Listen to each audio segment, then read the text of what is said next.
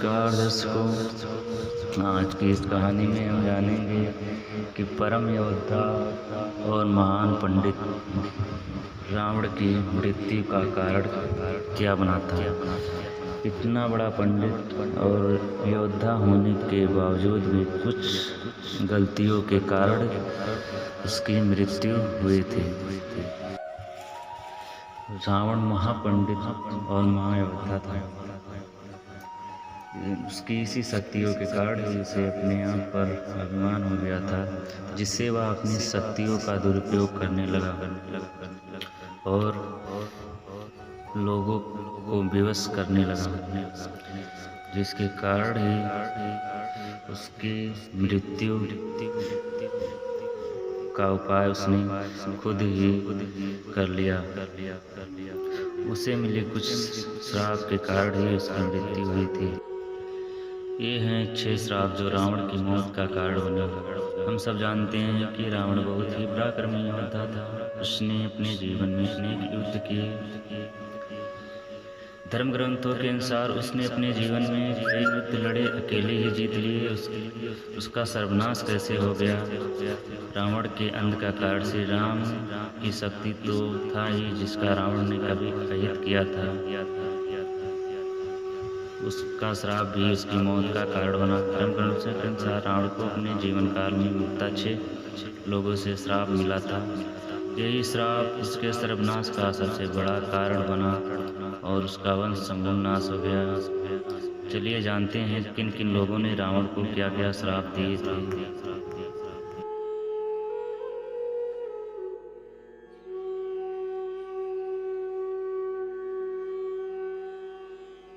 दर्शकों, आपको क्या लगता है कि अगर रावण को श्राप ना मिलता तो उसकी मौत ना होती? अपना सुझाव कमेंट में जरूर बताएं।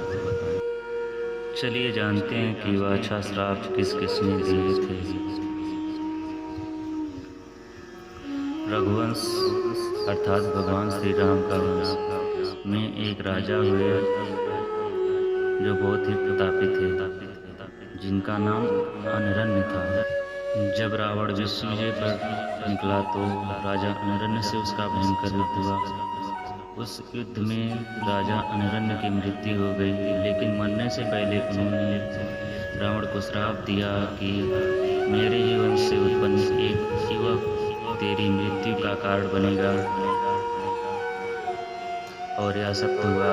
बाद में रघुवंश में जन्म लेकर भगवान श्री राम ने ही रावण का वध किया था।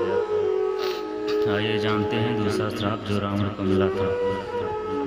एक बार रावण भगवान शंकर से मिलने कैलाश गया। वहाँ उसने नंदी जी को देखकर उनके स्वरूप की हंसी उड़ाई और उन्हें बंदर के समान मुख वाला कहा। तब नंदी जी ने रावण को श्राप दिया कि बंदरों के कारण ही तेरा सर्वनाश होगा। और यह नंदी जी की यह बात आगे चलकर सत्य हुई। बंदर भालुओं की सेना ही रावण की सेना को धूल चटाने। तीसरा श्राप जो रावण को मिला था वह इस प्रकार से है। रावण ने अपनी पत्नी की बड़ी बहन माया के साथ छल किया था। माया के पति वैजयंतपुर के संभर राजा थे। एक दिन रावण संभर के यहाँ गया। वहाँ रावण ने माया को अपनी बातों में फंसा लिया। इस बात का पता लगते ही संभर ने रावण को बंदी बना लिया। उसी समय संभर पर राजा दशरथ ने आक्रमण कर दिया। उस युद्ध में संभर की मृत्यु हो गई। जब माया सती होने लगी तो रावण ने उसे अपने साथ चलने के लिए कहा। तब माया ने कहा कि तुमने वासनावक्त मेरा सतीत्व भंग करने का प्रयास किया, इसलिए मेरे पति की मृत्यु हो गई। अतः तुम भी स्त्री की वासना के कारण ही मारे जाओगे। आइए जानते हैं कि रावण को चौथा श्राप किस प्रकार और किसने दिया। एक बार रावण अपने पुष्पक विमान में कहीं जा रहा था। तभी उसे एक सुंदर स्त्री दिखाई दी जो भगवान विष्णु को प्रतिरूप में पाने के लिए तपस्या कर रही थी। रावण ने उसके बाल पकड़े और अपने साथ चलने को कहा। उस तपस्विनी ने उसी क्षण अपना देह त्याग दिया और रावण को श्राप दिया कि एक स्त्री के कारण ही तेरी मृत्यु हो गई। दोस्तों, वह स्त्री कौन थी यह हमने पिछली कहानी में बताया था। उनका नाम वेदवती था, जो भगवान विष्णु को प्रतिरूप में प्राप्त करने के लिए ही तपस्या कर रही थी। और रावण ने जब सीता का हरण किया था तो वह सीता नहीं थी, बल्कि वेदवती ही सीता की परछाई के रूप में लंका गई थी और रावण की मृत्यु का कारण बनी थी।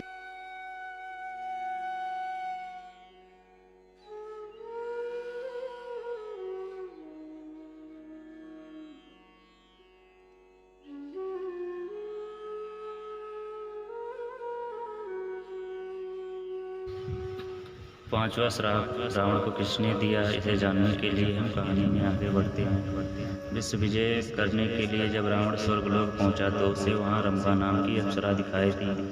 अपनी वासना पूरी करने के लिए रावण ने उसे पकड़ लिया। तब उस अप्सरा ने कहा कि आप मुझे इस तरह से स्पर्श न करें, मैं आपके बड़े भाई कुबेर के बेटे नल कुबेर के लिए आरक्षित हूँ, इसलिए मैं आपके पुत्रवधू के समान हूँ। लेकिन रावण नहीं माना, उसने रंभा से दुराचार किया।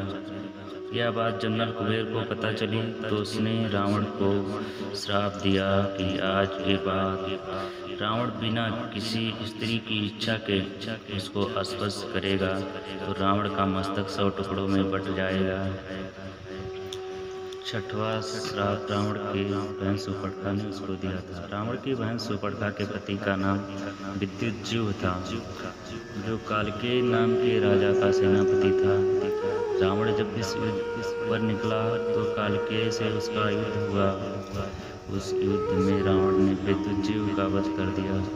तब सुपर्णा ने मन ही मन रावण को श्राप दिया कि मेरे ही कारण तेरा सर्वनाश होगा, और उसने षड्यंत्र रच के रावण के सर्वनाश करने में उसकी महत्वपूर्ण भूमिका निभाई।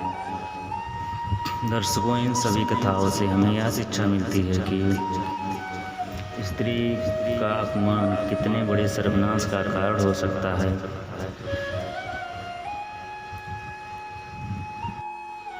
और हमें इस कहानी से यह भी सीखना चाहिए कि हमें अपनी शक्तियों और ज्ञान का उपयोग भलाई के लिए करना चाहिए, ना कि उसका दुरुपयोग करके हमें उस पर अपमान करना चाहिए।